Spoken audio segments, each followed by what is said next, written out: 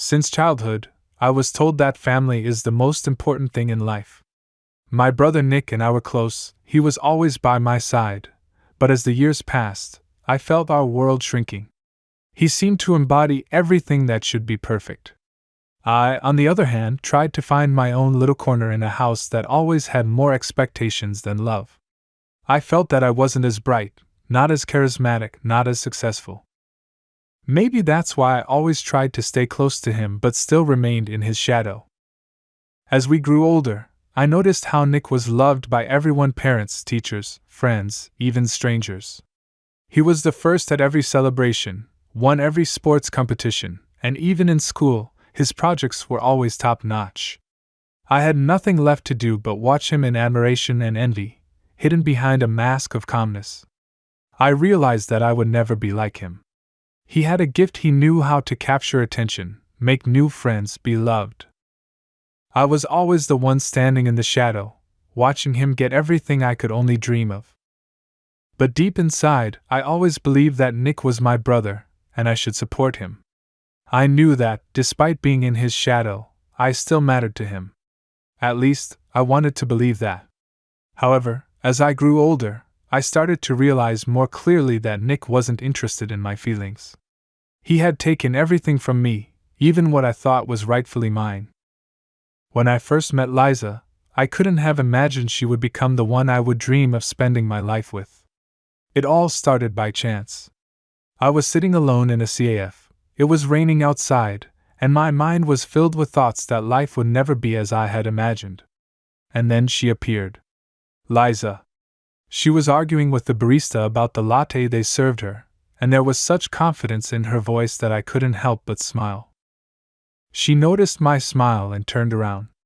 "What do you think? Is this a latte or just coffee with milk?" she asked.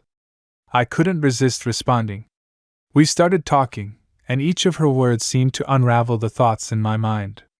Her confidence and energy were contagious, and in that moment I thought that with her, I could spend all my days. We dated for 2 years, and those were the best years of my life. Liza became not just a woman for me but a friend. We talked about everything, discussed books, movies, music, future plans. I always felt she understood me, that she was the one person with whom I could be myself. I finally learned to love without fear of being misunderstood. I felt I had found my other half. But with each passing year, with each meeting, I began to notice how her attitude toward me was changing. Sometimes, when Nick was around, Liza laughed at his jokes a little longer than necessary. Sometimes, when he left, she would stare out the window with a strangely empty look in her eyes. But I tried not to pay attention to it. It could just be a coincidence. When we got married, I was sure it was the best day of my life. I stood before her in a white suit, she was in a wedding dress, and the whole world seemed perfect. We promised each other that we would be happy, that everything would be fine. And I really believed that.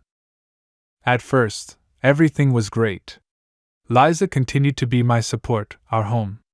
But over time, I began to notice strange little things. Liza started spending more time on her phone. Sometimes when I entered a room, she would quickly hide it in her bag. She came home late from work, and her explanations sounded unconvincing. I tried to convince myself that it was just fatigue, that she was going through something. I believed that I shouldn't worry, that it was all just my imagination. But then, more troubling things started happening. She began to avoid my questions about her money, her friends. I couldn't remember the last time we had dinner together or spent an evening in silence. We were growing further apart.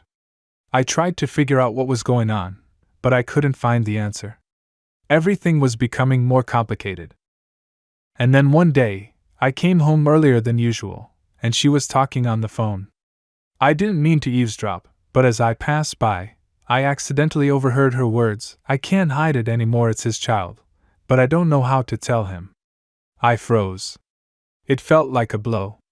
My heart stopped, and the world around me collapsed. Who was this? Who was the he she was talking about? She heard me and quickly fell silent. Her face turned pale, and her eyes widened in fear. "It's Nick, isn't it?" My voice was soft, almost a whisper. She covered her face with her hands, but I didn't need any more proof. I'm sorry. Those words felt like a verdict. Everything I thought about our love, our life vanished. I didn't feel pain, I didn't feel anger. I felt only emptiness. I sat on the chair, not knowing what to do. I knew it was over. I didn't want her to justify herself. I didn't want to listen to her explanations. It was all clear. They had betrayed me. They had been together for a year, and I hadn't even suspected. I didn't make a scene. I just left. Packed my things and left. I didn't shout, didn't curse. I didn't need to say anything. I knew that they would be fine. He had taken everything from me, my wife, my house, my happiness. He won. As always. I moved to another city, tried to start a new life. But it was a long time before I could rid myself of the pain. I couldn't understand how to live on. It was a heavy emptiness that didn't leave me for a moment. Time passed. I met Katia. She was different. She didn't play games with me, didn't make empty promises. She loved me for who I was. I learned to be open with her. We started a new life from scratch, and although the pain didn't go away immediately, I felt stronger with her. Years passed. I no longer thought about Liza or Nick. I built my life the best way I knew. And then, one day, a letter arrived. Liza asked for forgiveness. I didn't even open it. I just burned it. I was no longer the person who could be broken. I was free. A few years later, when my life had begun to settle into a new rhythm, I found myself on the verge of change again. Katia and I had become truly close, but this was a different stage. I had gradually learned to live anew, not forgetting what happened, but not letting it define my life either. Work, meeting friends, the usual routine, everything fell into place. But sometimes I still wondered, despite all my efforts, why life didn't get easier. During that time, I had to go on a business trip to another city, far from home, far from everything that once tied me to my past. I decided I needed to leave everything behind and finally understand that I could be happy without looking back. And then, in one of the restaurants I often visited for business, I met her. She was different. Beautiful, bright, independent. But not like Liza. Not like the women from my past. She had a special aura, not loudly bright, but magnetic. She was confident, but not arrogant. Her eyes were deep and calm, and when she spoke, it was clear that every word she said mattered. I noticed her sitting at a table in the corner. There were many people around her, but she seemed isolated, as if all her attention was focused on something important, a book she was reading, and the world around her that she viewed as her stage. I didn't know exactly what drew me to her at that moment, but I approached, apologized for interrupting, and asked if I could sit down. She looked at me, smiled not widely, but just enough to invite me into her world. Sure, sit down, she answered calmly, and I realized that here, with her, I didn't need to make excuses, I didn't need to find a reason to talk. It was already meant to be. Meeting Anastasia was easy. We talked about books, about how important it is to stay true to yourself despite the world around you. She spoke about how much time she spent on self-development, learning, and traveling. It was a new perspective on life, different from everything I had known before. We began dating. And I felt how, with each passing day, I moved further from the memories that once haunted me. Anastasia wasn't just a smart and beautiful woman, she was someone who never tried to manipulate my feelings, never made me feel guilty or weak. She accepted me for who I was. I didn't rush to tell her about my past. She didn't ask. She understood that everyone needs time to open up and didn't try to rush things. We just enjoyed each other's company, not paying attention to what had happened before.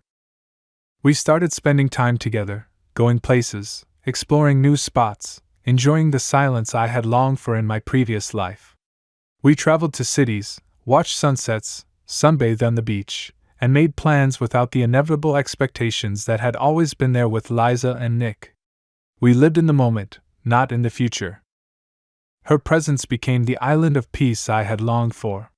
She didn't demand anything from me, she was both my friend and my lover. I didn't need to hide my pain or explain why I couldn't fully trust people. She knew that everyone carries their own story and didn't hurry me to open up. At some point, I realized I no longer looked back. My past didn't define my future. I let go of everything that weighed me down, and now I lived for what was ahead: a new life, new relationships, and a new person who changed my view of love and myself. Anastasia became the one with whom I could build a future, not looking back at past hurts and losses. This was a different love, not like before. It was strong, mature, without hidden expectations or pain.